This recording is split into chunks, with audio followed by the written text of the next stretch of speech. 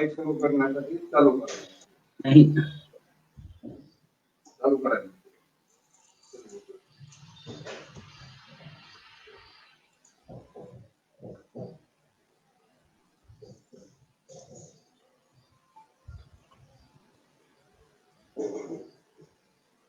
Sir screen share होतोय ना? हा जस्ट मी करतो एका मिनिटात.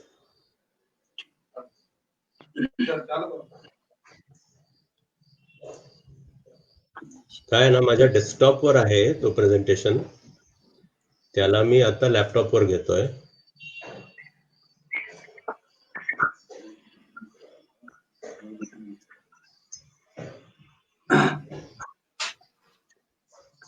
सर सुरुवात करतोय आपण. हा नमस्कार. मानवलोक समाज विज्ञान महाविद्यालय आणि मानवलोक यांच्या संयुक्त विद्यमाने आज वेबिनार आयोजित करण्यात आलेला आहे. या वेबिनार मध्ये तरुण आणि त्यांची आरोग्य सेवेतील भूमिका आणि आरोग्य विषयक इतर समस्या, आरोग्य यंत्रणेविषयी विविध बाबी यांची आपण सविस्तर चर्चा करणार आहोत. जवळपास आपण असं बघतोय की जगामध्ये आणि भारतामध्ये आणि जगामध्ये सगळीकडे एक कोरोनाची लाट दिसून येते आणि याच्यामध्ये वेगवेगळ्या प्रकारच्या कन्सेप्शन, मिसकन्सेप्शन दिसून येत असतात. लोक वेगवेगळ्या ग्रामीण भागामध्ये जर गेलो आपण तर ग्रामीण भागामध्ये प्रत्येक जण आपापल्या पद्धतीने त्याचा बचाव करताना दिसत आहे. सरकारी यंत्रणा याच्यामध्ये खूप प्रयत्न करताना दिसून येत आहे. समाजकार्य महाविद्यालय त्यांचे विद्यार्थी या कोरोनाच्या संकटाशी कसा सामना करायचा याविषयी वेगवेगळ्या वेबिनारच्या माध्यमातून प्रशिक्षण घेत आहेत, शिक्षण घेत आहेत, वेगवेगळ्या अवेअरनेसचे कार्यक्रम वगैरे राबवत आहेत. मुळात याविषयी जनजागृती महत्वाची आहे. आता सध्या दोन टोक मला असं आवर्जून दिसतात. एक टोक जे आहे की ज्याच्यामध्ये जागृती आहे, खूप प्रिकॉशन्स घेणारे लोक आहेत, आणि दुसरीकडे तर एकदम बिनधास्त जीवन जगणारे लोक आहेत. आणि हे एक दुसऱ्यावरही टीका करत असतात लोक, हे की बघा हे किती काळजी करतोय, किती प्रिकॉशन्स घेतोय, किती भीतोय कोरोनाला. आणि दुसरा एक गट आहे जो म्हणतो की कोरोना वगैरे असं काहीही नाही आणि हे सगळा भ्रम वगैरे आहे. मुळात आता इथून भूमिका सुरू होते आमची, समाजकार्याची भूमिका सुरू होते, सामाजिक कार्यकर्त्याची भूमिका होते की ही परिस्थिती नेमकी कशी हाताळायची. आणि काय झालं सर की या कोरोनानं सगळ्या डेफिनेशन बदलून टाकल्यात. तुम्हाला नवीन नवीन स्ट्रॅटेजीज आता अडॉप्ट करावे लागणार आहे, नवीन नवीन कौशल्याचा स्वीकार करावा लागणार आहे आणि त्यानुसार मग समाजकार्य तुम्हाला करता यावं लागणार आहे. आता क्षेत्रकार्यासाठी आम्ही मुलं पाठवत असतो वेगवेगळ्या कम्युनिटीमध्ये, फील्डमध्ये वगैरे. पूर्वी ज्या पद्धतीने मुलं काम करायचे आता ती पद्धत राहिली नाही. आता थोडीशी वेगळी पद्धत आम्हाला अडॉप्ट करावी लागणार आहे. अवेअरनेस करायचं असेल, जनजागृती करायचं असेल तर मग ती कशा पद्धतीची असली पाहिजे, कुठली स्ट्रॅटेजी याच्यामध्ये आपण फॉलो केले पाहिजे, कुठल्या प्रकारचं ज्ञान डिसिमिनेट नॉलेज केलं पाहिजे आपण, याविषयीची आपण चर्चा इथं करणार आहोत. आज आपल्या सोबत आहेत doctor Shukla sir. Doctor Shukla sir यांनी त्याचं ग्रॅज्युएशन आणि post graduation degree IIMS new Delhi इथून केलेली आहे. यासोबतच सर साथी संस्था पुणे इथं सिनियर प्रोग्राम ऑफिस कोऑर्डिनेटर म्हणून काम करतायत. याशिवाय नॅशनल हेल्थ मिशन चे पण ते मेंबर आहेत. नॅशनल ह्युमन राईट्स कमिशन याच्यातलं कोर ग्रुप ऑन हेल्थ चे ते मेंबर आहेत. महत्वाचं म्हणजे he is one of the national convener of Jan Swasthya अभियान and was centrally involved in organization of national rights to healthcare campaign during 2003 and 4. He is one of the founder of National Network Alliance of Doctors for Ethical Healthcare.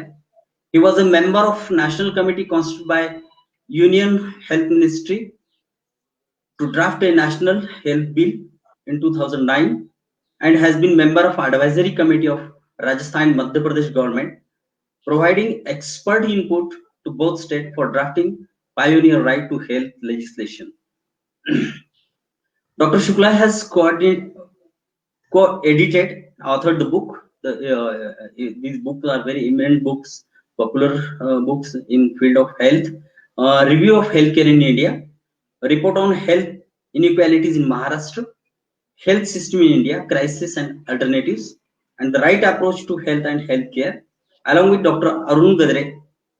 He is co-author of popular book published by Penguin, that's publisher, Dissenting Diagnosis, exposing. This book has exposed the malpractices in private medical sector in India. He has a number of scientific publications, also writes regular for Economic and Political Weekly, Indian Express, and other periodicals. He has been involved in developing framework of community-based monitoring and planning of health services at national level as part of the National Health Mission.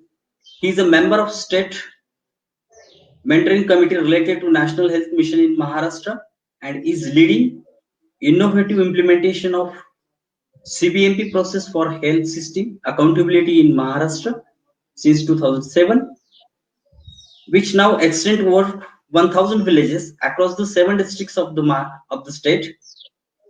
He has been guiding the development of community action for nutrition process since 2013, which is currently supported by the Tribal Development Department of Maharashtra. This innovative and participatory process has demonstrated significant positive impact towards reducing malnutrition in over 400 villages in tribal areas of the state. He is actively involved in campaigning for patients' rights, social regulation of the private medical sector, networking among ethical medical professionals, and development a system for universal healthcare. This was the very brief introduction of the chief guest. Now, may I request to Dr. Abhay Shukla sir की यांनी आता या पुढील सत्र त्यांनी स्वीकारावे. धन्यवाद. धन्यवाद. हा, आता मी 1 मिनिट जस्ट हे चेक करतो, शेअरिंग चेक करतो.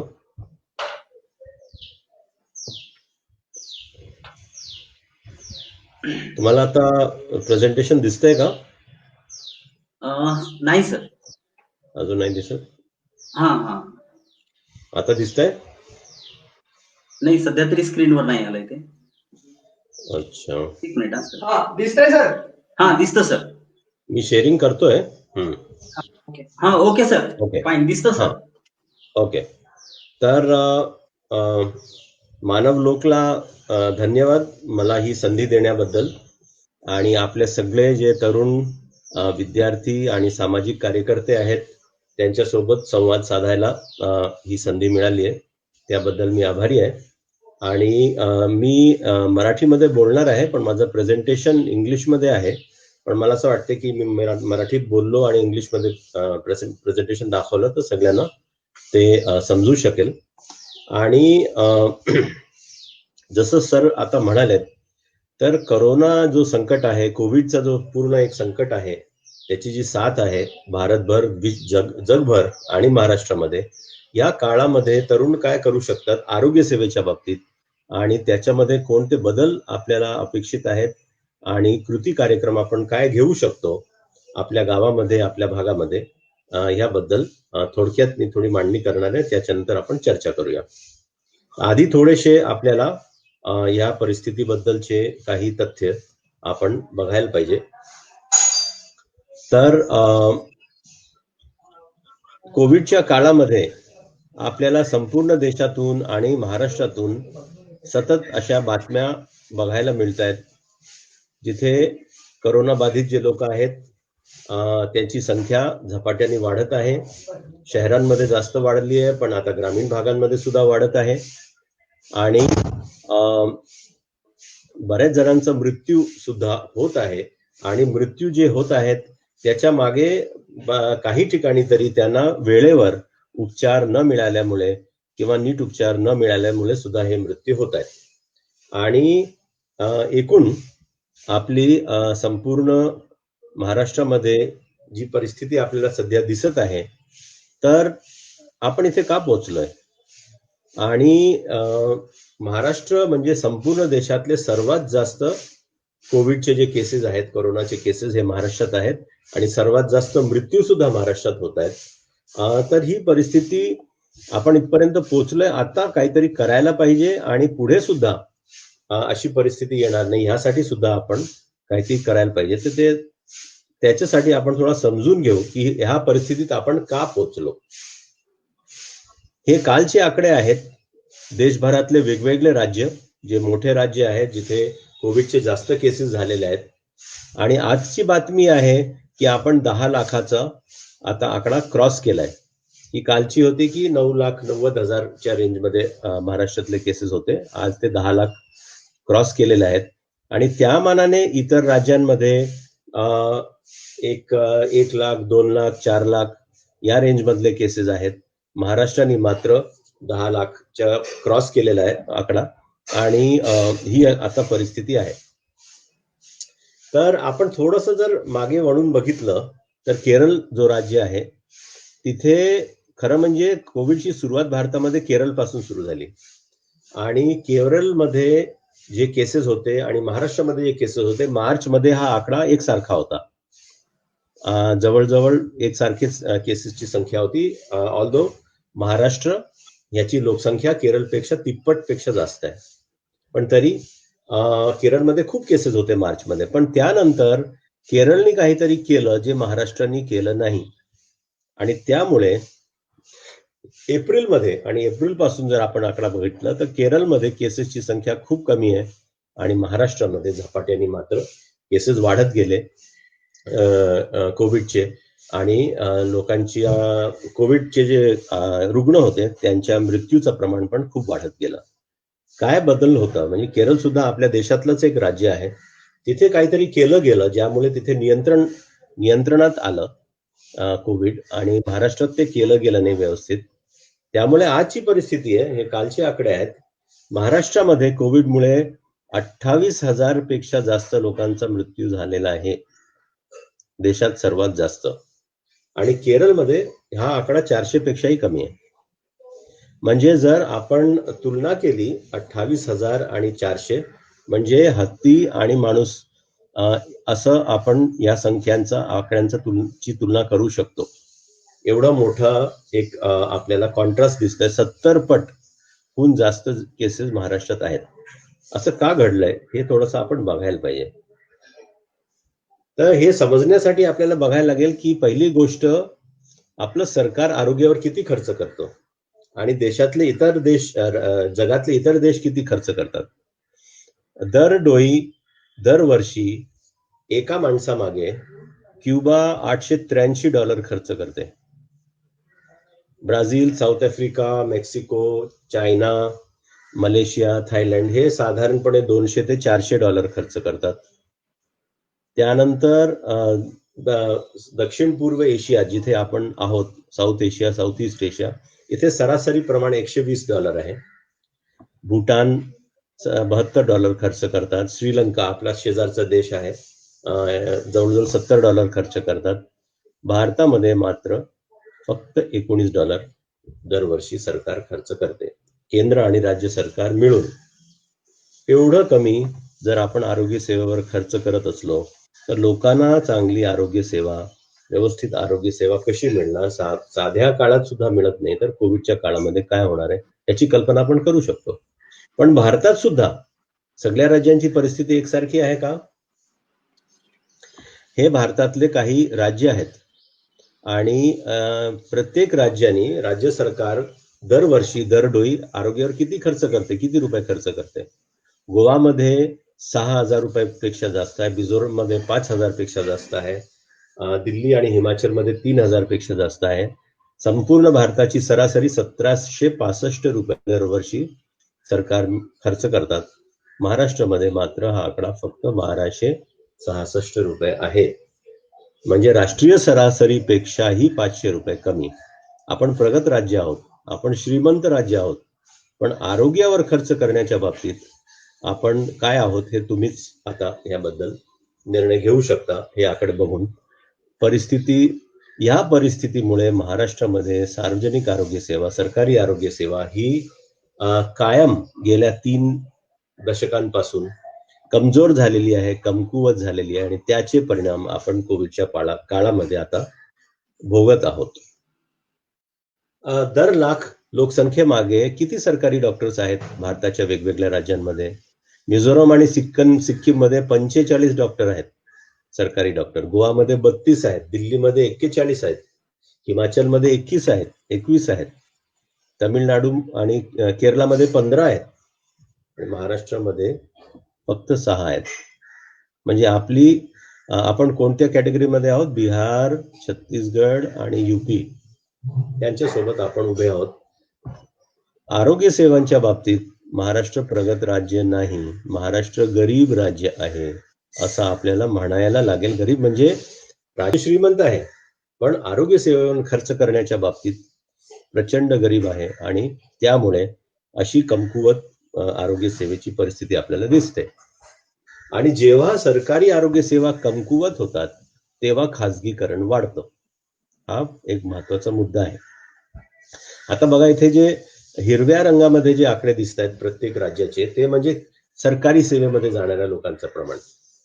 तर गोवामध्ये 100 पैकी 2/3 लोक सरकारी हॉस्पिटल्समध्ये जातात. मिझोरममध्ये 80%, हिमाचलमध्ये 77% लोक सरकारी हॉस्पिटल्समध्ये जातात. हे आजचे आकडे आहेत सध्याचे. आणि दुसऱ्या बाजूला इतर काही राज्य जे प्रगत राज्य आहेत, हरियाणा, गुजरात, कर्नाटक, पंजाब, हे सगळे प्रगत राज्य आहेत किंवा अपेक्षेने श्रीमंत राज्य आहेत.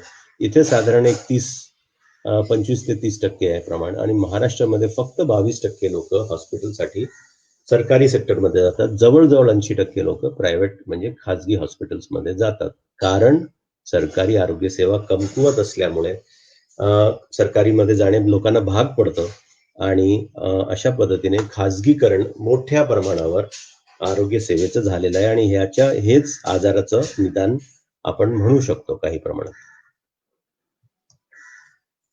थोडक्यामध्ये आज भारताच्या संपूर्ण आरोग्य व्यवस्थेमध्ये 2 वेगवेगळ्या प्रकारच्या आपण लॉजिक म्हणू शकतो किंवा दिशा म्हणू शकतो. तर जी दिशा म्हणजे संपूर्ण व्यवस्थेवर त्याचा एक दबाव आहे, तो संपूर्ण व्यवस्थेमध्ये प्रमुख आहे, ते आहे प्रॉफिट लॉजिक. ज्याचं म्हणणं असं आहे की आरोग्य सेवा म्हणजे ही खरेदी विक्रीची वस्तू आहे, याच्यातून नफा कमवणे हे योग्य आहे आणि खाजगी हॉस्पिटल टाकायचं, पैसे जास्तीत जास्त घ्यायचे पेशंट्सकडनं आणि ज्याच्याकडे पैसे असतील त्यांनी सेवा घ्यावी, ज्याच्याकडे जास्त पैसे असतील त्यांनी गरजेपेक्षा जास्त सेवा घ्यावी, त्याचा एखादं ऑपरेशन पण करून टाकावं गरजेपेक्षा नसेल तरी, आणि जर पैसे नसतील तर सेवा मिळणार नाही, असं म्हणतो प्रॉफिट लॉजिक. याच्या विरुद्ध आहे सोशल लॉजिक किंवा हक्काधारित जो दृष्टिकोन आहे आरोग्य सेवेच्या बाबतीत, ज्याचं म्हणणं आहे की कोणी असेल, शहरी किंवा ग्रामीण, गरीब किंवा श्रीमंत, आदिवासी, दलित किंवा कोणत्याही समुदायाची व्यक्ती, सगळ्यांना आरोग्य सेवेचा आणि आरोग्याचा हक्क आहे, सगळ्यांना एक समान आरोग्य सेवा मिळाली पाहिजे, असं सोशल लॉजिकचं म्हणणं आहे. पण तो आज छोटा आहे, तो छोटा पैलवान आहे. मोठा पैलवान काय आहे? Profit logic. ही परिस्थिती बदलणे आवश्यक आहे आणि ह्याच्यावरच मी थोडंसं बोलणार आहे. कारण ही परिस्थिती बदलली नाही तर आज आपल्याला जे चित्र दिसतंय की लोकांना सरकारीमध्ये सेवा नीट मिळत नाही आणि खाजगीमध्ये गेल्यानंतर त्यांची प्रचंड वेगवेगळ्या पद्धतीने फसवणूक होते किंवा जास्त प्रमाणात पैसे घेतले जातात आणि कधी कधी नीट सेवा पण मिळत नाही. ही परिस्थिती बदलण्यासाठी आपल्याला हा जो समीकरण आहे तो बदलायला लागेल. आज महाराष्ट्रामध्ये हॉस्पिटल्सची संख्या सरकारीमध्ये आणि प्रायव्हेटमध्ये कशी आहे?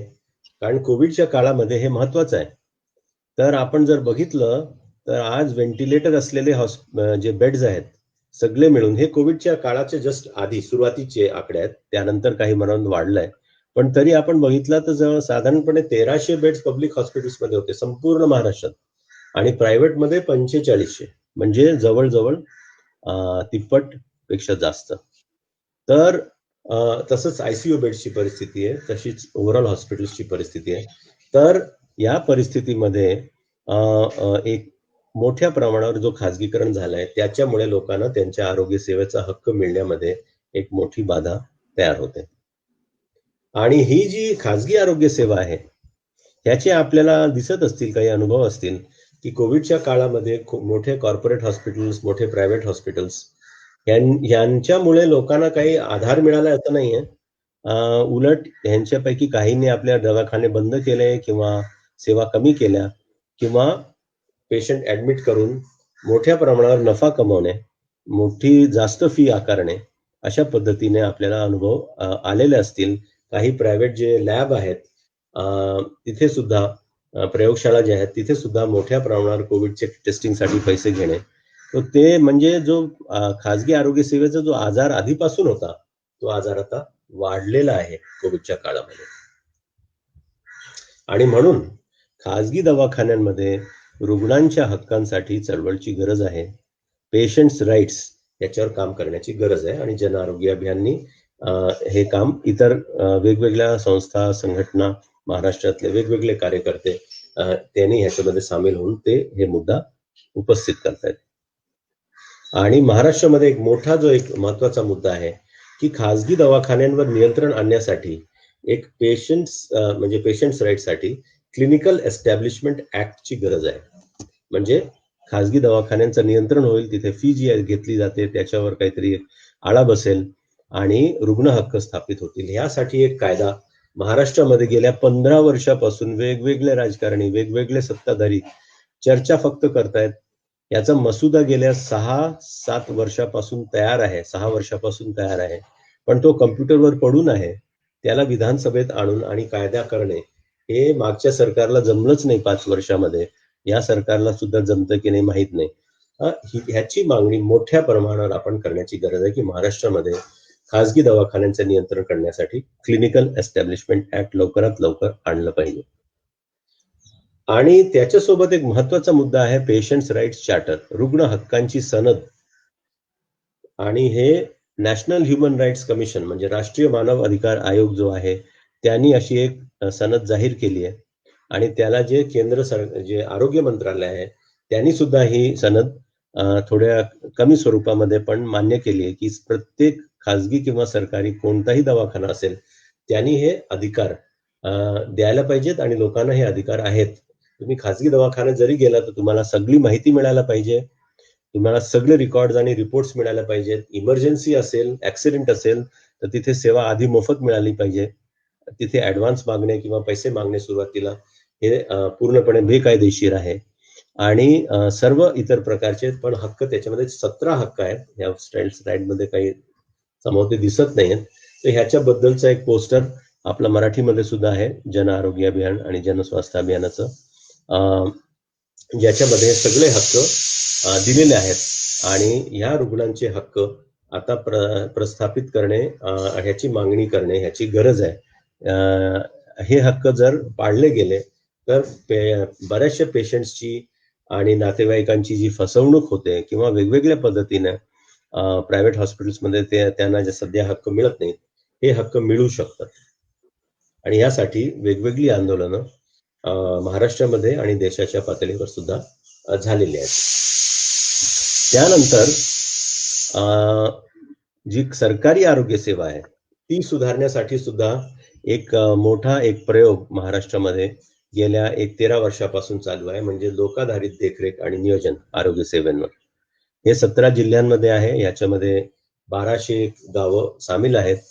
बीड जिल्ह्यामध्ये मानव लोकसंस्था सुद्धा हा प्रकल्प जवळजवळ 10 वर्षापासून राबवत आहे. आणि या संपूर्ण प्रक्रियेमधून सामान्य लोक देखरेख ठेवतात सरकारी आरोग्य सेवांवर. तिथे जाऊन त्याची तपासणी करतात, त्याचे रिपोर्ट कार्ड तयार करतात आणि त्याच्यावरनं एक सेकंड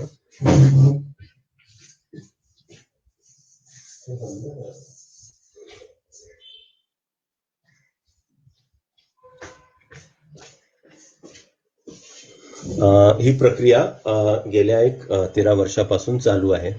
याच्यामध्ये या प्रक्रियेच्या अंतर्गत संपूर्ण महाराष्ट्रामध्ये 650 पेक्षा जास्त जनसंवाद किंवा जनसुनवाया झालेत, ज्याच्यामध्ये लोक आपले मुद्दे उपस्थित करतात आणि त्यांच्या तक्रारी, त्यांचे अनुभव, त्यांच्या मागण्या आणि त्यांच्या सूचना हे उपस्थित करतात आणि त्याच्यावर मग सरकारी अधिकारी उपस्थित असतात आणि ते त्याच्यावर काहीतरी कृती करतात. तर आता आपण कोविडच्या काळामध्ये काय काही अनुभव आहेत ते बघूया, कारण त्याच्यावरनं आपल्याला थोडासा एक अंदाज येईल की आपण काय करू शकतो. तर एकतर हे जी लोकाधारित देखरेख प्रक्रिया आहे त्याचं एक म्हणजे एक विस्तार एक प्रकारचा कोविडच्या काळामध्ये झालेला आहे. जवळजवळ 1800 गावांमध्ये महाराष्ट्राच्या 28 ब्लॉक्समध्ये तालुक्यांमध्ये आता ऑनलाईन सर्व्हेज केले जात आहेत.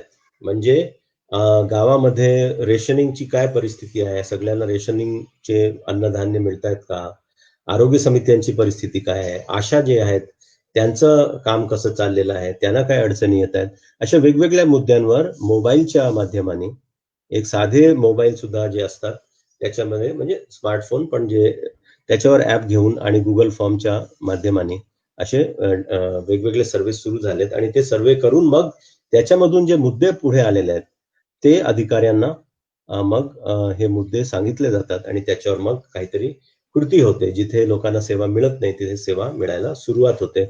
अशा पद्धतीने 112 मुद्दे आतापर्यंत वेगवेगळ्या तालुक्यांमध्ये मधून उपस्थित झालेले आहेत आणि त्याच्यापैकी जवळजवळ निम्मे मुद्दे सुटलेले आहेत. तर ही जी प्रक्रिया आहे एक प्रकारची कोविडच्या काळामध्ये सुद्धा लोकाधारित देखरेख चालू शकते. जनसुनवाया होणार नाहीत, तशा मोठ्या काही बैठका होणार नाहीत, पण तरी मोबाईलच्या माध्यमाने अशी प्रक्रिया चालू राहते. दुसरं म्हणजे की कोविडचे जे पेशंट आहेत त्यांना मदत करण्यासाठी आणि सामान्य रुग्णांना सुद्धा मदत करण्यासाठी महाराष्ट्राच्या 11 वेगवेगळ्या ठिकाणी ग्रामीण जे रुग्णालय आहेत तिथे हेल्प डेस्क सुरू झालेत. याच्यामध्ये साथी आणि साथीच्या सोबत काम करणारे ज्या मित्र संस्था आहेत ते तिथे हेल्प डेस्क चालवतात, रुग्ण मदत कक्ष चालवतात आणि त्याच्यातून रुग्णांना एक मार्गदर्शन मिळतं, त्यांना मदत मिळते आणि त्यांना जिथे सेवा मिळत नसेल, फक्त सरकारी सेवा नाही तर इव्हन खाजगी ज्या सेवा आहेत तिथे सुद्धा जर मिळत नसतील तर लोकांना त्याबद्दलचा एक सल्ला दिला जातो आणि त्याच्या आधारे लोक जाऊन त्यांना सेवा मिळण्यामध्ये मोठी मदत होते. आणि पुणे शहरामध्ये तुम्हाला जसं माहिती असेल की मोठ्या प्रमाणावर कोविडची साथ सध्या चालू आहे. आता भारतातले सर्वात जास्त केसेस कोणत्याही शहरापेक्षा जास्त पुण्यामध्ये आहेत, मुंबई आणि दिल्लीपेक्षाही जास्त कोविडचे केसेस पुण्यात आहेत. इथे सुद्धा एक ऑनलाईन एक हेल्पलाईन सुरू केली आहे साथीने, ज्याच्यामधून कोविडच्या आजारांना मदत दिली जाते आणि सल्ला दिला जातो आणि अशा पद्धतीने लोकांना त्यांचे हक्क मागायला सुद्धा एक मार्ग तयार होतो. त्याशिवाय हे तर झालं सरकारी आरोग्य सेवेच्या बाबतीत. त्याशिवाय तुम्हाला माहिती असेल की महाराष्ट्रामध्ये महात्मा फुले जन आरोग्य योजना नावाची योजना आहे, ज्याच्या अंतर्गत आधी फक्त जे पिवळे आणि केशरी जे रेशन कार्ड धारक होते त्यांना मोफत उपचार मिळण्याची व्यवस्था होती. पण आता कोविडच्या काळामध्ये सरकारने हे सगळ्यांसाठी कोविड आणि कोविड शिवाय इतर पण आजारांवर उपचार करण्यासाठी सगळ्यांना म्हणजे हे जे खासगी रुग्णालय आहेत जे या योजनेमध्ये आहेत तिथे जाऊन लोक सेवा मोफत घेऊ शकतात अशी योजना आहे. पण ही योजना एक काही महिन्यांसाठी फक्त महाराष्ट्र सरकारने केली होती आणि त्यानंतर जुलैमध्ये ही योजना गुंडाळण्याचा एक हे होता निर्णय होता. तर हे लक्षात घेऊन जन आरोग्य अभियानाने ग्रामीण आणि शहरी भागांमध्ये मोठ्या प्रमाणावर कॅम्पेन केली.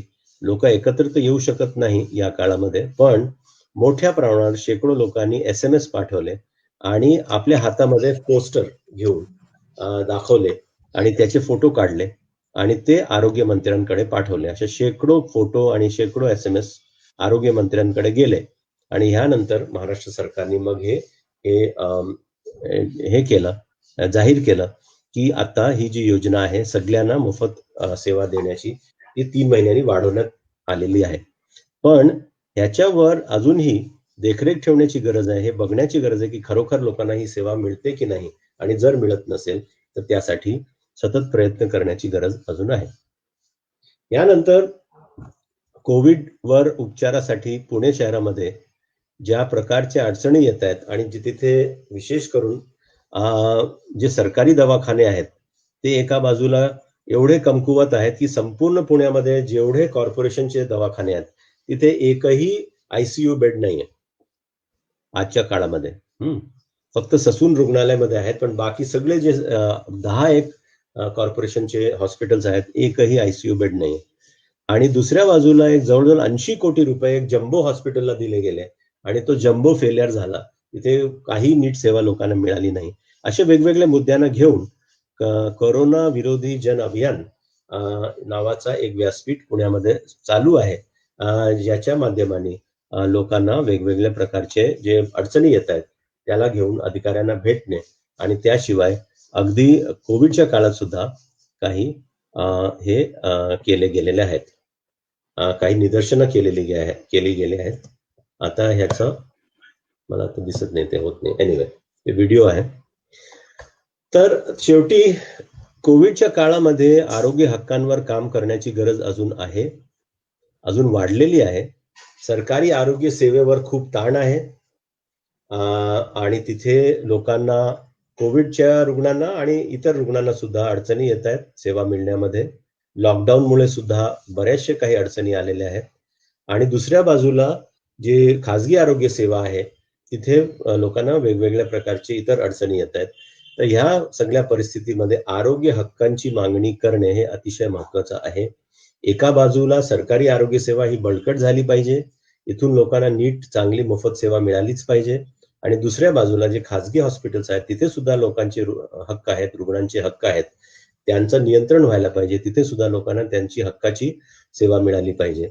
आणि ह्या सगळ्यावर, सरकारी असेल किंवा खाजगी असेल, या सगळ्यांवर जनतेची एक निगराणी आणि देखरेख, लोकाधारित देखरेखीची व्यवस्था असायला पाहिजे.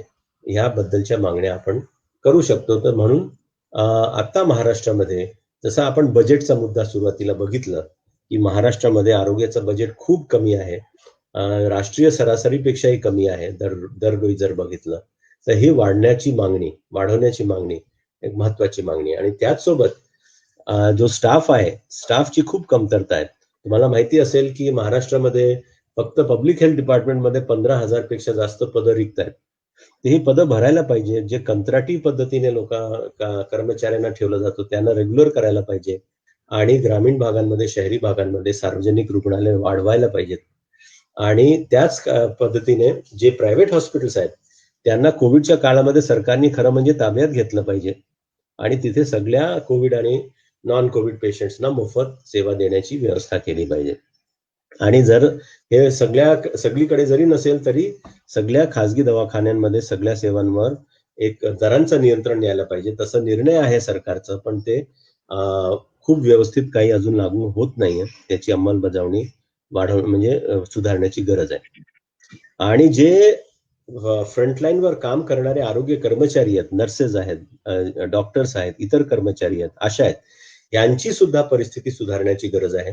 आणि त्यांना सुद्धा एक सुरक्षित पद्धतीने आणि चांगल्या पद्धतीने काम करता येईल हे निश्चित करण्याची गरज आहे. लोकांना मोठ्या प्रमाणावर माहिती देण्याची गरज आहे आणि या सगळ्या व्यवस्थेवर एक लोकाधारित पद्धतीने देखरेख ठेवण्यासाठी सामाजिक संघटना, संस्था, महिला गट, वेगवेगळ्या गटांना त्याच्यामध्ये स्थान देण्याची गरज आहे. ह्या संपूर्ण प्रक्रियेमध्ये तरुण काय करू शकतात? मोठ्या प्रमाणावर लोकांमध्ये माहिती पसरवणे वैज्ञानिक पद्धतीने की काय काय करण्याची गरज आहे, सरकारने काय करण्याची गरज आहे, लोकांनी स्वतः काय करण्याची गरज आहे या कोविडच्या काळामध्ये. जिथे शक्य असेल तिथे कोविडच्या रुग्णांना मदत करणे आणि नॉन कोविड सुद्धा इतर रुग्णांना मदत करणे, त्यांना माहिती देणे. जी सार्वजनिक आरोग्य सेवा आहे गाव पातळीवर, तालुक्याच्या पातळीवर, त्याला हातभार लावणे. पण त्याचसोबत जिथे लोकांना नीट सेवा मिळत नसेल किंवा रुग्ण हक्क मिळत नसतील तिथे ते मुद्दे उपस्थित करणे, त्याची मागणी उपस्थित करणे आणि जन आरोग्य अभियान सारखे जे व्यासपीठ आहेत त्याच्यासोबत जोडून आणि ग्रामीण भागामध्ये, शहरी भागांमध्ये वेगवेगळ्या संघटने, ज्या गट आहेत, दलित, आदिवासी, महिला आणि आरोग्य कर्मचारी यांच्या ज्या काही संघटना आहेत, यांनी मिळून आता कोविडच्या काळामध्ये आणि कोविडच्या नंतरच्या काळामध्ये संपूर्ण महाराष्ट्रामध्ये आरोग्य सेवेची सेवा सुधारण्यासाठी एक मोठं अभियान घेण्याची आता गरज आहे, एक आंदोलन घेण्याची गरज आहे, असं आमचं म्हणणं आहे. ह्याच्यामध्ये सगळ्यांनी एकत्र यायला पाहिजे, कारण ही जी परिस्थिती आपण अनुभवत आहोत हे काही योग्य नाही. आणि ही परिस्थिती बदलण्यासाठी आरोग्य सेवेमध्ये मोठ्या प्रमाणावर एक ज्याला आपण हेल्थ सेक्टर रिफॉर्म म्हणू शकतो, सरकारी आरोग्य सेवा बळकट होणे, बजेट वाढवणे, आरोग्य कर्मचाऱ्यांची संख्या वाढवणे, त्यांच्या कामाची परिस्थिती सुधारणे आणि त्याचसोबत सरकारी आरोग्य सेवेवर नियंत्रण आणणे आणि रुग्ण हक्क स्थापित करणे. तर माझी सूचना आहे की तुम्ही जे रुग्ण हक्कांची सनद आहे त्याचा पोस्टर आहे, आम्ही पाठवू शकतो तुम्हाला, मानवलोकच्या माध्यमाने तुम्हाला मिळू शकतो. त्याचा अभ्यास करा. इतरही एक जन आरोग्य जी सनद आहे, पीपल्स हेल्थ मॅनिफेस्टो, ते तुम्ही वाचा. आणि हे जे रुग्ण हक्क सनद आहे त्याच्या पब्लिसिटीसाठी जे कॅम्पेन आहे त्याच्यामध्ये सामील व्हा. जन आरोग्य अभियानाचा जो नेटवर्क आहे त्याच्यामध्ये सामील व्हा. आणि सोशल मीडिया जे कॅम्पेन्स घेतले जातात त्याच्यामध्ये हातभार लावा. आणि अभ्यास करता करता काही अशा अभियानांमध्ये सुद्धा आपण सामील होऊ शकतो. आणि जिथे जिथे लोकाधारित देखरेख प्रक्रिया चालू आहे, मदत कक्ष चालू आहेत किंवा जन आरोग्य अभियानाचं काम चालू आहे कोविडच्या काळामध्ये, त्याच्यामध्ये स्वतःला पण आपण जोडून घेऊ शकतो. तर मी इथे संपवतो. आणि 2 ज्या सूचना आहेत, डॉक्टर आंबेडकरांनी म्हटलंय, शिका, संघटित व्हा आणि संघर्ष करा. हे खरं म्हणजे आपला एक मूळ मंत्र आहे. आणि चे गुएव्हारा जे स्वतः डॉक्टर पण होते आणि क्रांतिकारक पण होते, त्यांनी म्हटलंय की एका माणसाचा जो जीव आहे तो सगळ्या सर्वात जास्त श्रीमंत माणसाच्या संपत्तीपेक्षाही त्याची किंमत 1 कोटी पट जास्त आहे. तर सामान्य माणसांच्या जीवासाठी, आरोग्यासाठी आपण मिळून काम करूया. आणि या सगळ्या कोविडच्या काळामध्ये सुद्धा बऱ्याच गोष्टी आपण मिळून करू शकतो. इथे मी थांबतो.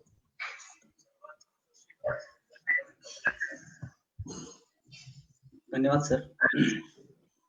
सर आणखीन एक विषय तो थोडासा चर्चा करावी वाटते तुमच्या सोबत. आता मानवलोक ग्रामीण भागामध्ये काम करतात, ते आता सध्याही चालू आहे. हस्तक्षेप कोविडच्या संदर्भात असेल, त्यांना सपोर्ट असेल, इव्हन कम्युनिटी किचन पण एक प्रकार त्याच्यामध्ये असलेला, आणि अवेअरनेस वगैरे असे अनेक उपक्रम साईड बाय साईड चालत असतात. तुम्ही तुम्हाला त्याच्याविषयी माहिती आहेच. दुसरं की ग्रामीण भागामध्ये मी जसं म्हणलं की एकदम अशी भीती असणारा भाग शहरामध्ये पण, की एकदम खूप काळजी घेणारा, दुसरा काळजी न घेणारा, हा एक आहे. आणि तिसरं म्हणजे की आपापल्या स्तरावर उपचार करणं सुरू आहे सध्या ग्रामीण भागात. कुणी सांगतो की तू काय कर, हा काढा घेऊन टाक, तू सकाळी गरम पाणी पी जा, कोणी काय काही म्हणतो, किंवा मग असे खूप आहेत सर. म्हणजे हा संशोधनाचाच विषय वगैरे. तर मला असं वाटतं की इथं हस्तक्षेप करणं खूप गरजेचं आहे. की आणखीन एक आहे की आता एक धारणा अशी दिसून येते, कारण आम्ही आता फील्डमध्ये आमचं मानलो काम करतो, सगळं फील्ड ग्राउंड लेवलला काम करतो वगैरे.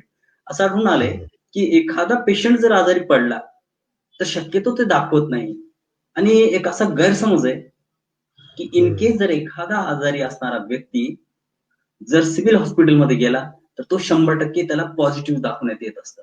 म्हणून या भीतीमुळे लोक या सेवेचा लाभ वगैरे घेत नाही बरेचसे. तर याच्याविषयी जनजागृती करण्याविषयी काय स्ट्रॅटेजी असू शकते, कुठली स्ट्रॅटेजी आपण फॉलो करू शकतो? दुसरं असं आहे की आता सोशल वर्कची मुलं आहेत आमची, सगळी MSWची मुलं प्रत्यक्ष फील्डमध्ये जाऊन अवेअरनेसची प्रोग्राम वगैरे घेत असतात. तर एखादी अशी वेगळी स्ट्रॅटेजी ज्याच्यामुळे जास्तीत जास्त लोकांपर्यंत पोहोचू शकतो. तर एक तर आहे की सोशल डिस्टन्सिंग, फिजिकल डिस्टन्सिंग पाळणं वगैरे, व्यवस्थित अंतर ठेवणं, जे काही महाराष्ट्र शासन आणि डिस्ट्रिक्ट कलेक्टरच्या ज्या ज्या सूचना असतात, नियम असतात, त्यांचं तंतोतंत पालन करून अवेअरनेस करू शकतो. पण पूर्वीच्या तुलनेत आणि आताच्या तुलनेमध्ये तितकं प्रभावीपणे करता येत नाही. तर असली कुठली स्ट्रॅटेजी आपण फॉलो करू शकतो का, की ज्याच्यामुळे आपण जास्तीत जास्त लोकांपर्यंत पोहोचू शकू ग्रामीण भागामध्ये किंवा शहरी भागामध्ये, आणि हे मिसकन्सेप्शन दूर करू शकतो? बर, तुम्ही बरेच प्रश्न विचारलेत आणि सगळे महत्वाचे आहेत. तर मी थोडक्यात उत्तर देण्याचा प्रयत्न करू. हा स्वतःमध्ये एक विषय आहे बरं का, की कोविडच्या संदर्भामध्ये कोणकोणत्या गैरसमजुती आहेत, कोणते पथ्य पाळण्याची गरज आहे वगैरे. तर ह्याच्यावरच एक वेगळं लेक्चर होऊ शकतो. पण थोडक्यामध्ये पहिली गोष्ट, सामान्य लोकांनी करण्यासारखं काय काय आहे. 3 गोष्टी सर्वात महत्वाच्या आहेत. पहिला, मास्क घालणे. आणि मास्क संपूर्ण नाक आणि तोंडावर व्यवस्थित मास्क लावून, घराच्या बाहेर आपण पडलो तर मास्क आपल्या तोंडावर आणि नाकावर असायलाच पाहिजे. मास्क घालणे हे अतिशय महत्वाचं आहे. ज्या गावांमध्ये, ज्या भागांमध्ये लोकांनी मास्कचा वापर पण ते सगळ्यांनी करायला पाहिजे. काही जण करतायत, काही जण करत नाहीत, त्याचा फारसा काही उपयोग होत नाही. जर अशा पद्धतीने मास्कचा वापर केला तर जगभर आणि भारताचा सुद्धा अनुभव आहे, तर कोविडची साथ त्याच्यामध्ये खूप एक फरक पडतो आणि साथ पसरत नाही. मास्क घालणे हे पहिला महत्वाचा मुद्दा आहे. दुसरा मुद्दा ज्याला फिजिकल डिस्टन्सिंग म्हणतात, हे सगळ्यांना माहिती असेल, तरी मी रिपीट करतोय कारण तुम्ही विचारलंय. तर एकमेकांपेक्षा एक 6 फुटाचं अंतर ठेवणे जर आपण बाहेर पडलो, हे जर केलं तर त्याच्यातून सुद्धा नक्कीच फरक पडू शकतो. आणि एक सेकंड.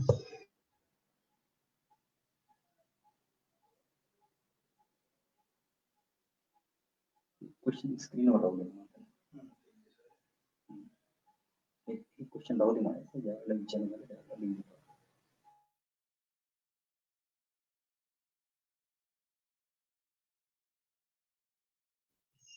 मास्क घालणे आणि सोशल डिस्टन्सिंग ठेवणे हे 2 मुद्दे आहेत.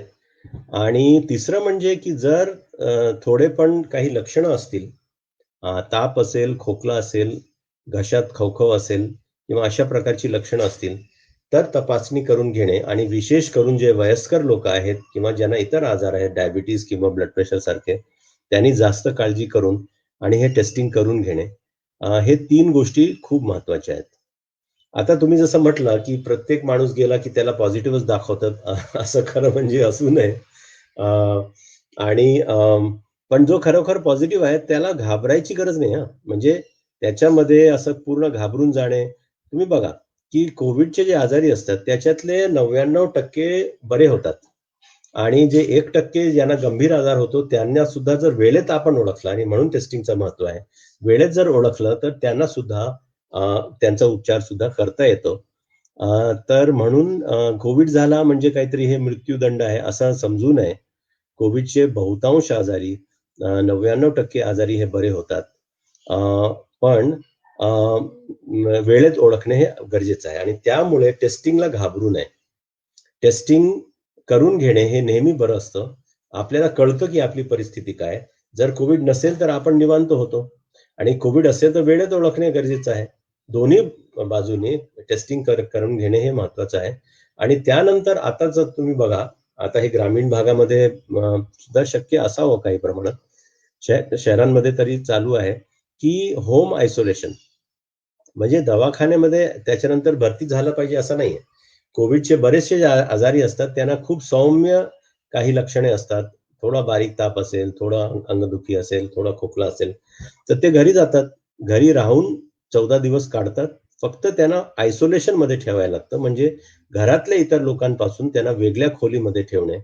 आणि जर तो खोलीच्या बाहेर आला तर त्यांनी मास्क घालणे थोड्या वेळासाठी जरी असेल तरी, आणि इतर सगळ्या प्रकारचे पथ्य पाळणे. आणि जर काही परिस्थिती बिघडली त्याचा दररोज पल्स ऑक्सिमीटर घेऊन ऑक्सिजनेशन आणि इतर गोष्टी बघत राहणे, आणि जेणेकरून जर तब्येत बिघडली तर लगेच त्याचा वरचा उपचार करणे. अशी जर व्यवस्था केली तर घरात राहून सुद्धा कोविडचे आजारी बरे होऊ शकतात. म्हणून ह्याच्यामध्ये घाबरण्याची अजिबात गरज नाहीये. आणि हे जे संदेश आहेत हे लोकांपर्यंत, सामान्य लोकांपर्यंत पोहोचवण्याचं काम आपण सगळ्यांनी करायला पाहिजे, जेणेकरून एका बाजूला म्हणजे हे जे तुम्ही 2 टोकाची भूमिका सांगितली ना, की पूर्ण निष्काळजीपणा करणे किंवा त्याला एवढं जास्त घाबरून जाणे, हे दोन्ही बरोबर नाहीयेत. त्याच्यामधली जी भूमिका आहे की आपण योग्य पद्धतीने ह्याबद्दल सावध राहायला पाहिजे, कारण ही साथ आहे, कोणालाही होऊ शकते. म्हणून सावध राहणे आणि ह्या सगळ्या गोष्टी, मास्क घालणे, सोशल डिस्टन्सिंग करणे, जर थोडी पण लक्षणं असतील तर त्याची तपासणी करून घेणे कोविडची, हे सगळे आपण पाळायलाच पाहिजे. पण पूर्ण घाबरून जाणे पण योग्य नाही आणि पूर्ण निष्काळजीपणा करणे हे सुद्धा योग्य नाही असं मला वाटतं. ही माझी सूचना आहे. सर एक प्रश्न आहे देवा शिंदेचा. दारिद्र्य रेषेखालील कुटुंबासाठी सुरू करण्यात आलेल्या महात्मा फुले जन आरोग्य योजनेत शासनाने कोरोना साथीच्या काळात सर्व नागरिकांचा समावेश करण्यात आला. त्यानंतर असे दिसून आले की गरिबांच्या योजनेचे श्रीमंत लोकच अधिक लाभार्थी आहेत. तर गरीब लाभार्थींची संख्या वाढवण्यासाठी काय करणे गरजेचं आहे? म्हणजे जास्तीत जास्त ज्या योजना आहेत या योजनांचा श्रीमंत लोकच फायदा घेत आहेत असं म्हणतोय तो. सगळ्यांना फायदा मिळण्यासाठी काय करता येईल? नाही, बरोबर आहे. ऍक्च्युली जो आदेश आहे आता महाराष्ट्र सरकारने महात्मा फुले जन आरोग्य योजनेच्या अंतर्गत 100% लोकसंख्येला आता कव्हर केलं.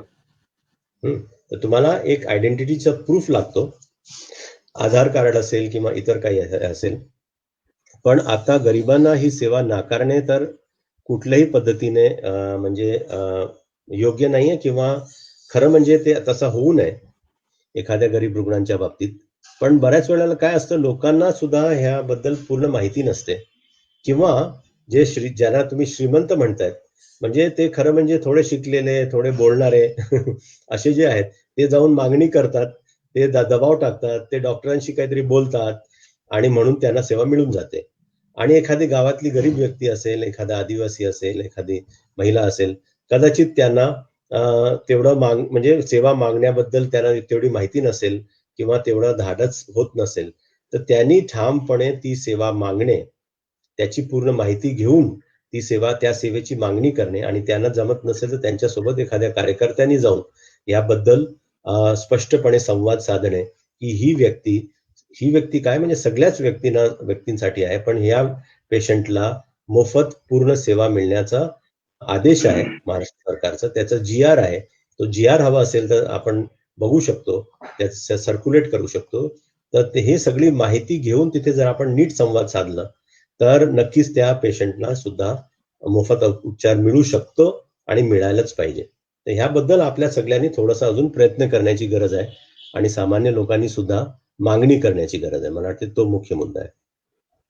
सर, यानंतर डॉक्टर अरुंधती पाटील यांचा एक प्रश्न आहे की शासकीय कोविड सेंटरची परिस्थिती गंभीर असल्याने अनेक रुग्णांच्या मनामध्ये भीतीचे वातावरण निर्माण झाले आहे. अशा परिस्थितीमध्ये युवक काय करू शकतात? तर शासकीय कोविड सेंटर्समध्ये हे खरं आहे की काही ठिकाणी, कदाचित बऱ्याच ठिकाणी ज्या सोयी सुविधा आहेत ते एवढ्या चांगल्या नाही आहेत असे पण अनुभव आलेले आहेत. आणि त्याला 2 मार्ग आहेत. पहिली गोष्ट की जिथे अगदी सौम्य आजार असेल आणि घरात जर जागा असेल तर, म्हणजे घरात जागाच नसेल तर शक्य नाही, तिथे होम आयसोलेशनचा ऑप्शन वापरणे आणि त्या अंतर्गत सगळी काळजी घेणे हा एक ऑप्शन आहे. आणि दुसरं म्हणजे कोविड केअर सेंटरचा दर्जा सुधारण्यासाठी प्रयत्न करणे, कारण शेवटी त्या पेशंट्सना आयसोलेशन मध्ये ठेवणे आवश्यक आहे. जो कोविड पॉझिटिव्ह व्यक्ती आहे आयदर घरी किंवा कोविड केअर सेंटरमध्ये त्याला आयसोलेशन मध्ये ठेवायलाच पाहिजे, नाहीतर त्या एका व्यक्तीकडनं अजून 10-20 लोकांना लागण होऊ शकते. ही वस्तुस्थिती आहे. जर त्या व्यक्तीला असंच आपण सोडलं किंवा म्हटलं की ठीक आहे काही गरज नाही आयसोलेशनची, तर मग साथ अजून वेगाने वाढेल. तर म्हणून कोविड केअर सेंटरमध्ये जर सोयी सुविधा नीट नसतील, ह्याबद्दलचे केंद्र सरकारचे गाईडलाईन्स आहेत, ते प्रत्येकाने ते बघावेत. ते हवं असेल तर मी पाठवू शकतो तुम्हाला. त्याच्यामध्ये एखाद्या कोविड केअर सेंटरमध्ये काय काय मिळणे गरजेचं आहे, आवश्यक आहे, म्हणजे जेवण, पाणी, राहण्याची व्यवस्था, बेड, अंथरूण, पांघरूण, सिक्युरिटी, सर्व प्रकारच्या व्यवस्था कोविड केअर सेंटरमध्ये कोणकोणते असायला पाहिजेत ह्याबद्दलचे स्पष्ट गाईडलाईन्स आहेत केंद्र सरकारचे. राज्य सरकारने सुद्धा ते काढलेले आहेत. पण त्याची अंमलबजावणी होत नसेल तर त्याची परत मागणी पण करणे आणि मदत पण करणे. कारण बरेचसे कोविड केअर सेंटर हे काही खासगी एखादी शाळा असेल, एखादा हॉस्टेल असेल, एखादा हॉटेल असेल, तिथे पण काढले गेलेत. तर तिथे जाऊन ह्याच्यासाठी आपल्याला काही प्रयत्न करायला पाहिजेत. एका बाजूला त्या सोयी सुविधा सुधारण्यासाठी प्रयत्न करावेत आणि दुसऱ्या बाजूला लोकांना सांगावं की कोविड केअर सेंटरमध्ये जाणे आवश्यक आहे किंवा होम आयसोलेशन जर शक्य असेल, जागा असेल घरी आणि बाकी सगळे पथ्य पाळणे जर शक्य असेल तर होम आयसोलेशन मध्ये राहणे हे आवश्यक आहे. यानंतर डॉक्टर रमा पांडे, सुषमा अकोस्करचा अगोदर घेऊया प्रश्न. रॅपिड अँटीजेन टेस्ट आणि स्वॅब टेस्ट यात काय फरक आहे असा प्रश्न विचारलाय त्यांनी, आणि त्याची सत्यता व रिपोर्ट सत्यता किती आहे याची माहिती द्यावी. रॅपिड अँटीजेन टेस्ट विषयी लोकांमध्ये बराचसा संभ्रम आहे. बरे मध्यंतरी असा एक मेसेज फिरत होता की एका व्यक्तीनं रॅपिड अँटीजेन टेस्ट केली आणि त्याच्यानंतर परत 15-20 मिनिटांनी दुसरीकडे केली, तर तो एकदा पॉझिटिव्ह आला, एकदा निगेटिव्ह आलाय. आणि असा एक गैरसमज आहे बरं सर, की रॅपिड अँटीजेन टेस्ट त्याच्यामध्ये त्याचं काही खरं नसतं आणि ती टेस्ट गेली की तो पॉझिटिव्हच येत असतो, म्हणजे जास्त प्रमाण पॉझिटिव्हच असतं आणि त्याला परत व्हेरीफाय केले थोड्या दिवसानं तो निगेटिव्ह येतं. म्हणून लोकांना कोरोना झाला तरी अँटीजेन टेस्टने केलाय का, मग काही टेन्शन नाही, ते काहीतरी दाखवत असतं, असा भ्रम असतो लोकांमध्ये वगैरे. म्हणजे असा समज गैरसमज पसरलाय लोकांमध्ये. याविषयी काय बोलता येईल तुम्हाला? नाही, काय आहे ना की RT-PCR हे नाव, ह्या नावाची टेस्ट ज्याला तुम्ही स्वॅब टेस्ट म्हणतात ते म्हणजे RT-PCR नावाचा टेस्ट आहे. RT-PCR हे सुरुवातीपासून कोविडच्या म्हणजे साथीच्या सुरुवातीच्या काळापासून हे जास्त रिलायबल टेस्ट आहे, हे बरोबर आहे. पण त्याचा रिपोर्ट एकतर त्याची सगळी जी त्याच्यासाठी ज्या प्रकारची लॅब लागते, ज्या प्रकारची यंत्रणा लागते ते जास्त अवघड आहे आणि त्याला वेळ पण जास्त लागतो त्याचा रिपोर्ट यायला. त्याच्यापेक्षा जो रॅपिड अँटीजेन टेस्ट आहे त्याला वेळ कमी लागतो, खर्च कमी लागतो, मात्र त्याच्यामध्ये फॉल्स पॉझिटिव्हिटीचा काही प्रमाण आहे. तर जर तसं पॉझिटिव्ह टेस्ट आलं तर म्हणजे असं आपण गृहीत धरू नये की ते सगळं चुकीचं आहे, ते पण बऱ्याच वेळेला बरोबर असतं. पण त्याच्यानंतर एक सेकंड RT-PCR सुद्धा टेस्ट करून घेणे हे योग्य होतं, जेणेकरून ते कन्फर्म होतं. तर अँटीजेन टेस्टिंग सुद्धा त्याचा रोल आहे, त्याचं महत्व आहे. कारण ते आणि जर नेगेटिव्ह आला तर माणूस बऱ्यापैकी हे होऊ शकतो की ठीक आहे त्याच्यामध्ये कोविड नाहीये. तर अशा पद्धतीने त्याचा एक रोल आहे अँटीजेन टेस्टिंगचं, त्यांना पूर्ण आपण नाकारू नये असं मी सुचवतो. लालासाहेब आगळे, प्रश्न आहे त्यांचा की यापूर्वीच्या महामारीत घरगुती उपचार केलेला काही इतिहास आहे का? कारण ताक पिणे हा घरगुती उपाय आहे असे सांगितले जाते, असे काही आहे का? आणि याशिवाय आणखीन बरेचसे आता कोविडच्या काळामध्ये अनेक घरगुती उपाय आले सर, तर त्या उपायाची ऑथेंटिसिटी किती आहे किंवा मग काही आहे का असं, किंवा या अगोदर ज्या वेगवेगळ्या अशा आपदा आल्या होत्या त्यावेळेला त्यांनी जे घरगुती उपाय केले त्याच्याविषयी काय सांगता येईल तुम्हाला? बघा, हे लक्षात ठेवा, COVID-19 याचा जो विषाणू आहे तो पूर्णपणे नवीन आहे, त्याचा कुठलाही इतिहास नाही आहे. कारण विषाणूंमध्ये म्युटेशन्स होत असतात आणि हा नवीन विषाणू आहे. तर ह्याच्यावर आयुर्वेदमध्ये किंवा होमिओपॅथीमध्ये किंवा कोणत्याही ह्याच्या स्पॅथीमध्ये पूर्वीच्या उपचाराचा काही इतिहासच नाही. म्हणून आपण असं म्हणू शकत नाही की कोविडच्या वर उपचार करण्यासाठी पूर्वीचे काहीतरी उपाय आहेत जे आपण वापरू शकतो. अनफॉर्च्युनेटली तसं काही इतिहासच नाही या विषाणूचा. हा विषाणू पूर्णपणे नवीन आहे. तो चीनमध्ये वुहान मधून या अगोदरच्या कोविडच्या अगोदर ज्या वेगवेगळ्या महामारी आल्यात ना त्यावेळेला काही असं घरगुती उपचाराचा काही इतिहास आहे का? नाही, तर त्याच्यामध्ये एवढंच आहे की काही सपोर्टिव्ह गोष्टी आहेत. बघा, उपचार म्हणजे त्याचं ट्रीटमेंट, म्हणजे आपण तो उपाय केला की विषाणू कमी होणार आहे किंवा मरणार आहे असं सध्या तरी उपचार नाहीये. पण उपचाराशिवाय सपोर्टिव्ह मेजर ज्याला म्हणतो आपण की फॉर एक्झाम्पल स्वच्छता पाळणे, गुळण्या करणे किंवा एक पौष्टिक आहार घेणे, ह्या गोष्टींचा काही प्रमाणात उपयोग होतो. म्हणजे आपल्याला साथ होणार नाही याबद्दल यासाठी त्याचा काही प्रमाणात थोडा उपयोग होतो. तो काही उपचार नव्हे. म्हणजे ते केलं की म्हणजे आता आपल्याला कोविड होणार नाही असं काही आपण अशी गैरसमजूत ठेवू नये. पण अशा जनरल ज्या काही काळज्या आहेत, ज्याची काही उदाहरणं मी दिली आहेत, तर ताक पिणे हे काही चुकीचं पण नाही, पण ताक पिऊन काहीतरी कोविडवर उपचार होईल किंवा कोविड होणार नाही त्या माणसाला असं आपण अशी गैरसमजूत पण ठेवू नये.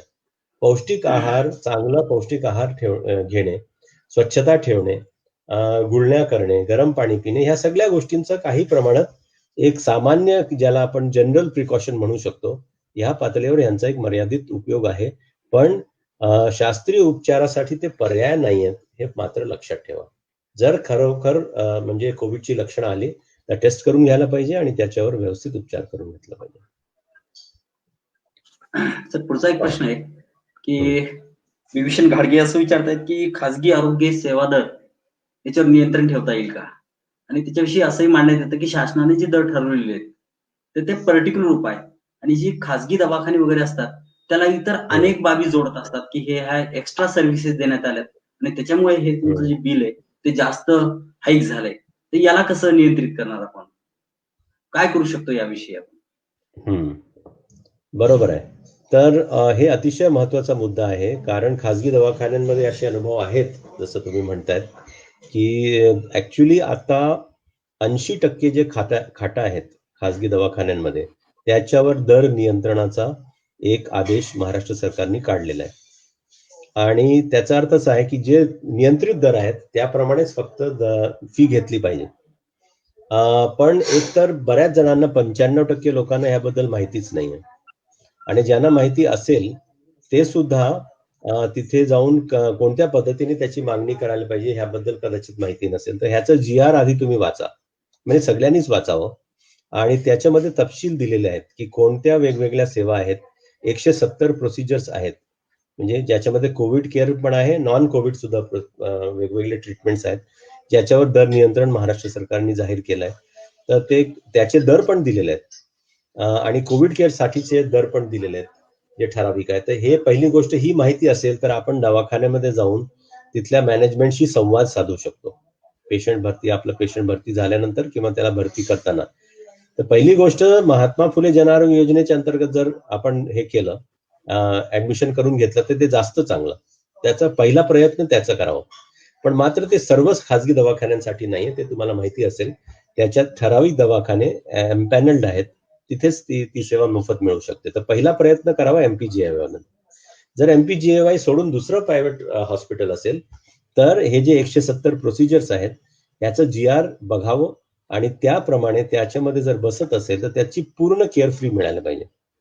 त्याच्यामध्ये असं नाही म्हणता येणार की बाहेरून औषध घ्या किंवा बाहेरून काहीतरी तपासणी करून घ्या, त्याचे पैसे वेगळे लागतील. हे काही योग्य नाही.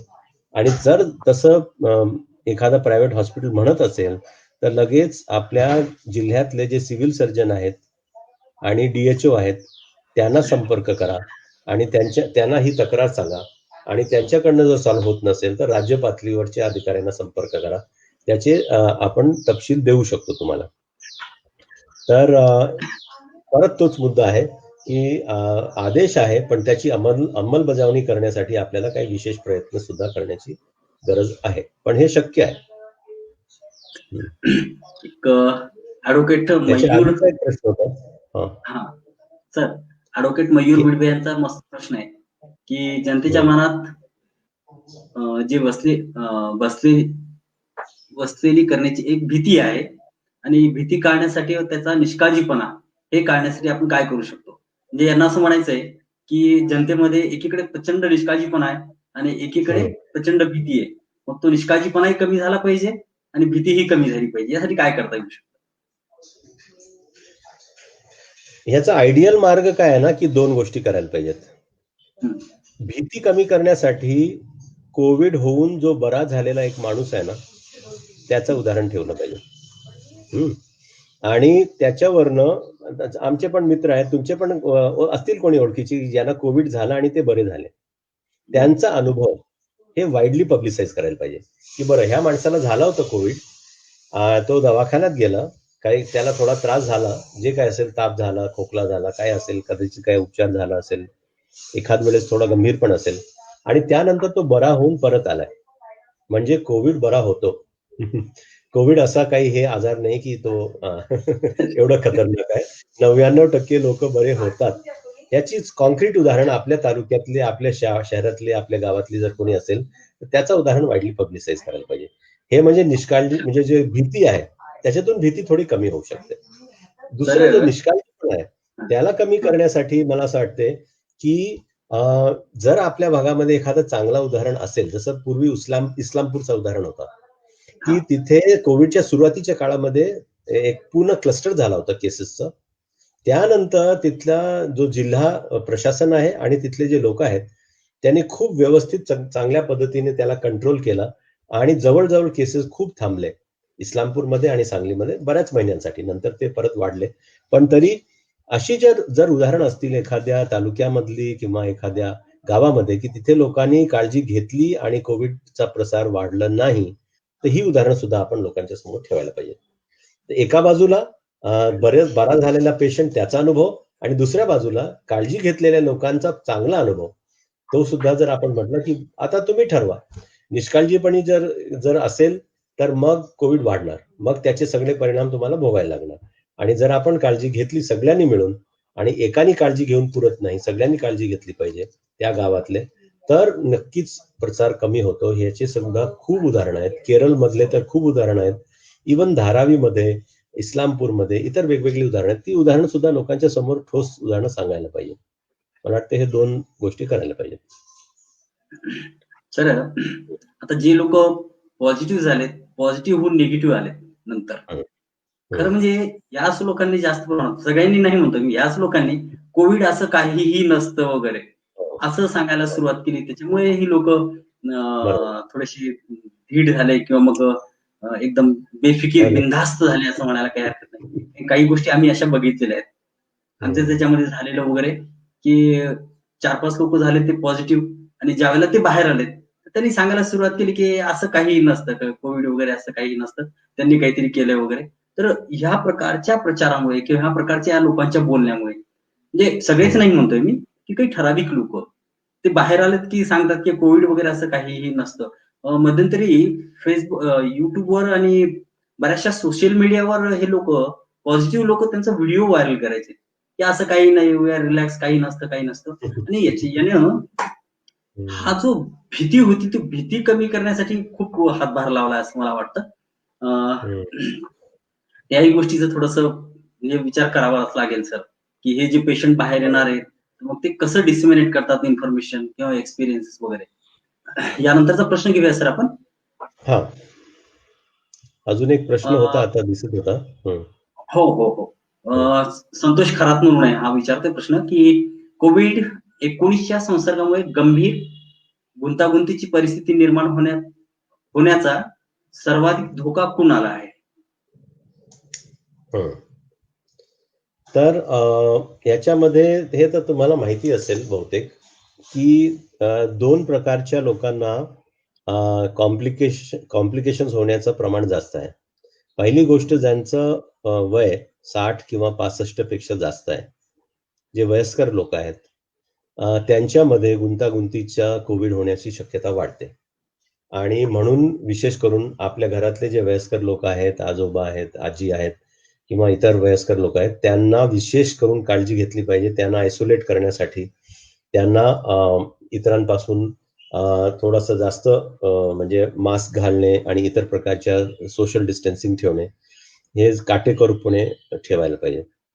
आणि दुसरं म्हणजे ज्यांना कोमॉर्बिडिटीज आहेत, म्हणजे ज्यांना इतर काही आधीपासून काही इतर आजार आहेत, उदाहरण डायबिटीज, हाय ब्लड प्रेशर, हृदयाचे आजार, फुफ्फुसाचे आजार किंवा म्हणजे श्वसन तंत्रचे आजार, अशा लोकांना सुद्धा, समजा एखाद्या माणसाला अस्थमा असेल, टीबी असेल, तर अशा लोकांना सुद्धा धोका जास्त असतो. कोमॉर्बिडिटीज ज्यांना आहेत तर त्यांनी सुद्धा जास्त काळजी घेणे आणि वेळेत उपचार, म्हणजे टेस्टिंग करून घेणे आणि उपचार लवकर करून घेणे ह्याची गरज असते. तर हे 2 महत्वाचे कॅटेगरीज आहेत ज्यांना जास्त गुंतागुंतीचा आजार होऊ शकतो. याच्या आधी पण एक प्रश्न होता, तो प्रश्न निघून गेला, की सामाजिक कार्यकर्ते म्हणून आपण काय करू शकतो कोविड-19च्या काळामध्ये. तर तो पण, त्याच्यावर मी ऑलरेडी थोडासा बोललोय प्रेझेंटेशन मध्ये. बरोबर. तर अजय बनसोड, तर हा प्रश्न आला होता, आम्ही सामाजिक कार्यकर्ते म्हणून या कोरोना युद्धात कोणती महत्वाची भूमिका पार पडू शकतो, असा बरोबर आहे.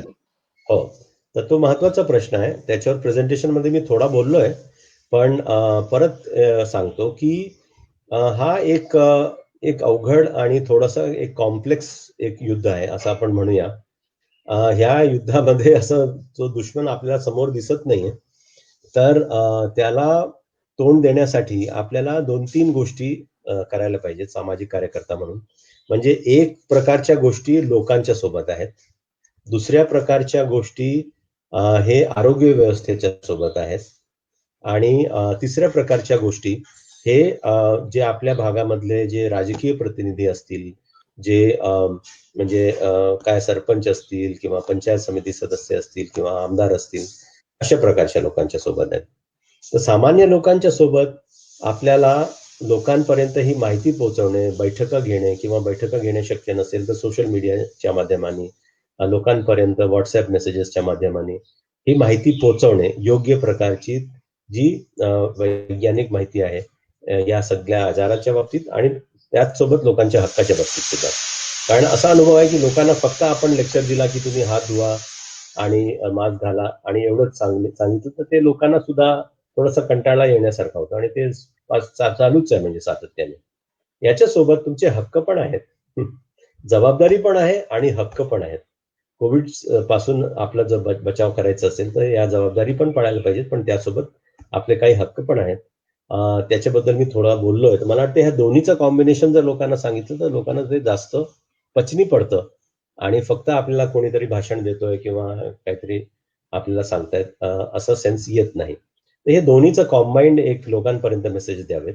दुसरं म्हणजे आरोग्य सेवेच्या बाबतीत सुद्धा सेम आहे की आपल्या भागातली एखादा ग्रामीण रुग्णालय असेल किंवा कोविड केअर सेंटर असेल तर तिथे जाऊन एक तरुणांचा गट घेऊन जावं, तिथे संवाद साधावं आणि विचारावं की इथे आम्हाला असे अनुभव आहेत की इथे पाण्याची व्यवस्था नीट नाहीये किंवा जेवणाची व्यवस्था नीट नाही, हे सुधारायला पाहिजे आणि त्यासोबत आम्ही मदत पण करू शकतो तुम्हाला, आमची जी काही कुवत असेल किंवा जे काही शक्य असेल. तर अशा पद्धतीने सरकारी सेवेला मदत पण करणे आणि त्याचसोबत त्याच्यावर एक प्रकारचे देखरेख पण ठेवणे आणि काही तक्रारी असतील तर त्यासाठी एक तो मुद्दा पण उपस्थित करणे असं करावं. आणि तिसरे जे राजकीय प्रतिनिधी आहेत त्यांना जास्त सक्रिय करावं या सगळ्या परिस्थितीमध्ये, त्यांची महत्वाची भूमिका आहे आणि जर तक्रारी असतील तर त्यांना पण अप्रोच करावं, त्यांना सांगावं की तुम्ही याच्यामध्ये काहीतरी पुढाकार घ्या आणि हे प्रश्न सोडवण्यासाठी मदत करा. आणि शेवटी जन आरोग्य अभियान सारखे जे व्यासपीठ आहे त्याच्यामध्ये सामील व्हावं. त्याचा ईमेल ऍड्रेस मी इथे टाकू शकतो, त्या ईमेल ऍड्रेसवर तुम्ही संपर्क करू शकता आणि या अभियानांमध्ये सुद्धा सामील होऊ शकता. तर एक एक प्रश्न अजून घेऊया. चालेल ना सर, एक प्रश्न घेऊया. स्वप्नील कांबळे म्हणून आमचा विद्यार्थी आहे. तो प्रश्न विचारतोय की आज ग्रामीण भागामध्ये कोरोनाबाधित रुग्ण आणि त्याचा परिवार यांच्याकडे समाजाचा दृष्टिकोन फार वेगळा आहे. यावरती आपण काय करू शकतो? म्हणजे जवळपास डिस्क्रिमिनेशन वगैरे किंवा सोशल आहे त्याला बायकॉट करणं वगैरे या प्रकारचे असे अनेक प्रकार घडलेले वगैरे आहेत. तर याविषयी काय करता येऊ शकेल आपल्याला? हो, नाही हे अतिशय म्हणजे दुर्दैवी आहे जर असं होत असेल तर, आणि चुकीचं आहे. कोणीही माणूस आजारी पडू शकतो आणि कोणताही आजार असेल आणि कोविड असेल तर त्याच्याबद्दल अशा पद्धतीने भेदभाव करणे किंवा वाळीत टाकणे किंवा गावात न शिरू देणे किंवा अशा पद्धतीने अशी कुठलीही भावना ही पूर्ण चुकीची आहे. तरी काही लोकांच्या मनामध्ये भीती असते, गैरसमजुती असतात, त्यामुळे कदाचित काही लोक हे करत असतील. मला वाटतं ह्याच्यावर आपण कोणीही कोविडनी आजारी पडू शकतो आणि कोणी कोविडनी आजारी पडलं तर त्यांना आपण धीर द्यावा, त्यांना आपण आधार द्यावा, पण त्यांच्या बाबतीत आपण भेदभाव करू नये. हा जो मेसेज आहे याच्यासाठी काही चांगले व्हिडिओज आहेत. माझ्याकडे हिंदीमध्ये एक 7-8 व्हिडिओज आहेत, अगदी छोटे कार्टून टाईप आहेत, म्हणजे ते गंमतशीर पण आहेत, लोकांना बघायला पण आवडतं आणि असंच 1-1.5 मिनिटाचे व्हिडिओ आहेत, म्हणजे जास्त काही मोठे नाही आहेत, पटकन लोक बघू शकतात. मराठीमध्ये सुद्धा असे काही व्हिडिओज आहेत. ह्या व्हिडिओजचा प्रचार आपण व्हॉट्सअपच्या माध्यमाने नक्कीच करावं. त्याच्याने लोकांना म्हणजे एक इंटरेस्टिंग पद्धतीने हा मुद्दा पोहोचू शकतो की खरं म्हणजे हे भेदभाव करणे अजिबात योग्य नाहीये आणि भीती आपण पाळू नये. जर आपण सगळे पथ्य पाळले तर भीती पाळायचं म्हणजे काही कारण नाही आणि आपण सावध राहावं, पण कोणत्याही प्रकारचा भेदभाव करू नये. यासाठीचे जे व्हिडिओज आणि इतर जे असे आहेत मेसेजेस आहेत याचा मोठ्या प्रमाणावर आपल्या भागामध्ये प्रसार करावा आणि त्यासोबत लोकांशी 1 to 1 सुद्धा बोलण्याचा प्रयत्न करावा. एखादी गावाची छोटी बैठक घेऊ शकतो किंवा आपण व्हॉट्सअप ग्रुपवरती बोलू शकतो आणि लोकांपर्यंत हा मेसेज नक्कीच पोहोचवायला पाहिजे की असं कोणताही भेदभाव कोविड पेशंटच्या बाबतीत करू नये. सर आता शेवटचा प्रश्न घेऊया. श्याम सर्वदे असं विचारतायत की सध्या निमोनियाचं प्रमाण जास्त वाढलेलं आहे आणि मृत्यूचं पण प्रमाण वाढलेलं आहे. याविषयी तुम्हाला काय वाटतं? म्हणजे कोविडमुळे हो. कोविडमुळे मृत्यूचं प्रमाण वाढलेलं नाहीये, पण रुग्णांची संख्या वाढतीये. आणि जेव्हा एकूण रुग्णांची संख्या जेव्हा वाढते, मग त्याच्यातले काही जणांना अर्थात गंभीर परिस्थिती तयार होण्याची शक्यता पण वाढते. ह्याच्यामध्ये खरं म्हणजे पुण्यामध्ये आम्ही खरंच खूप प्रयत्न चालू आहेत वेगवेगळे प्रकारचे. परवा आम्ही डिव्हिजनल कमिशनर आणि सर्व अधिकाऱ्यांना भेटणार आहोत ह्याच मुद्द्यावर, की मृत्यूचं प्रमाण कमीत कमीत कसं करता येईल. त्यासाठी 2-3 हे आहेत, म्हणजे सूत्र आहेत. पहिली गोष्ट अर्ली डिटेक्शन, म्हणजे जर कोणाला कोविड असेल तर लवकरात लवकर ते ओळखायला पाहिजे टेस्ट करून. अर्ली डिटेक्शन झाल्यानंतर वल्नरेबल ग्रुप्सचं स्पेशल एम्फेसिस, जे वयस्कर आहेत, ज्यांना आधीपासून काही इतर आजार आहेत, त्यांना विशेष करून ते जरी आपल्या संपर्कात येत नसतील तर आपण त्यांच्यापर्यंत पोहोचायला पाहिजे, म्हणजे आरोग्य सेवेने. आणि तिसरं म्हणजे जो व्यक्ती डिटेक्ट होतो त्याच्यावर अर्ली अँड इफेक्टिव्ह ट्रीटमेंट, सरकारी दवाखान्यांमध्ये असेल किंवा खाजगी दवाखान्यांमध्ये असेल, अशा पद्धतीने निश्चित करणे. हे 3 सूत्र जर पाळले तर मृत्यूदर कमी होऊ शकतो. मी तुम्हाला आधी केरळाचं उदाहरण दिलं होतं की केरळामध्ये 400 फक्त लोक दगावलेत आतापर्यंत गेल्या 6 महिन्यामध्ये, आणि महाराष्ट्रामध्ये 28,000च्या वर तो आकडा गेला. म्हणजे शक्य आहे हे कमी करणे मृत्यूदर. केरळाचं उदाहरण आपल्या समोर आहे. तर जे केरळाने केलं ते आपण सुद्धा करू शकतो. तो काय भारताच्या बाहेर नाही, आपलंच एक राज्य आहे देशाचं. तर ते थोडे धडे आपण घेतले पाहिजेत. आणि शेवटी मी हे म्हणेन की आपली जी आरोग्य व्यवस्था आहे त्याच्यामध्ये मोठ्या प्रमाणात बदल घडवण्याची गरज आहे. त्यासाठी आपल्याला लवकरच एक कॅम्पेन घेतली पाहिजे, कोविडचा थोडं हे प्रसार कमी झाल्यानंतर, की कोविडचे अनुभव परत कधीही येऊ नयेत आपल्या राज्यामध्ये आणि आपल्या देशामध्ये. आणि त्यासाठी आपली सार्वजनिक आरोग्य सेवा हे कितीतरी पटीने बळकट करण्याची गरज आहे आणि संपूर्ण खाजगी आरोग्य सेवेवर एक नियंत्रण आणण्याची गरज आहे, रुग्ण हक्क स्थापित करण्याची गरज आहे. आणि या सगळ्या आरोग्य व्यवस्थेवर लोकांची देखरेख उभी करण्यासाठी एक यंत्रणेची गरज आहे. यासाठी आपण सगळे मिळून प्रयत्न करूया. आणि जन आरोग्य अभियानामध्ये तुम्ही सामील होण्याचा विचार करा. आणि त्यासाठी जर तुम्हाला इंटरेस्ट असेल तर तुम्ही या ईमेलवर हे लिहू शकता. मी आता इथे चॅट बॉक्स आहे की नाही? हा सर, आता प्रश्न संपलेत आणि एकंदर चर्चेमधून मला असं वाटतं की खूप काही करण्याची गरज आहे. थोडंसं झालेलं आहे, बरंचसं करायची गरज आहे. कारण जसं वेळ जात आहे तसतसे वेगवेगळे पैलू याचे समोर येत आहेत आणि या सगळ्या पैलूवर व्यवस्थितपणे शास्त्रीय पद्धतीनं हस्तक्षेप करणं गरजेचं आहे, मला असं वाटतं. एक समाजकार्याचा विद्यार्थी म्हणून, एक सामाजिक कार्यकर्ता म्हणून जी जबाबदारी असते ती आहे की कोविड विषयी पसरलेले गैरसमज ते दूर करणं असेल, त्याच्यामुळे निर्माण झालेलं डिस्क्रिमिनेशन असेल किंवा सोशल बायकॉट सारखे प्रॅक्टिसेस वगैरे असतील, त्या प्रॅक्टिसेस सिस्टमॅटिकली सगळ्या कमी कराव्या लागणार आहेत. महत्वाचं म्हणजे ज्या ठिकाणी अवेअरनेस करणं आवश्यक आहे, अशा वेळेला सामाजिक कार्यकर्त्यांना स्वतः ॲक्युरेट इन्फॉर्मेशन ऑब्टेन करणं आवश्यक आहे आणि त्याच्यानंतर then we can disseminate the information, correct information, scientific information वगैरे, असं मला असं वाटतं. लोकांमध्ये असलेली भीती कमी करायची आहे आणि त्यांच्यात असलेला बिनधास्तपणा हा पण कमी करायचा आहे. तर ह्या सगळ्या गोष्टी करायच्या असेल तर it requires a systematic plan to intervene in the situation. Sir, या ठिकाणी तुम्ही खूप छान माहिती दिली. सगळे लोक हे समाजकार्याशी निगडीत असणारे लोक, याच्यामध्ये सगळे सहभागी झालेले वगैरे, यांच्यासाठी निश्चितच एक छानशी दिशा ठरणार आहे पुढचं काम खूप प्रभावीपणे करण्यासाठी. मी मानवलोक, आमची संस्था मानवलोक समाज विज्ञान महाविद्यालय यांच्या वतीने आपले आभार मानतोय. खूप खूप धन्यवाद सर. यानंतर जे लोक सहभागी झालेत त्यांचाही आभार मानतो. आपण वेळ दिला त्याबद्दल आपले खूप खूप धन्यवाद. धन्यवाद सर. Thank you very much. धन्यवाद. Thank you sir. Thank you very much. Okay, thank you.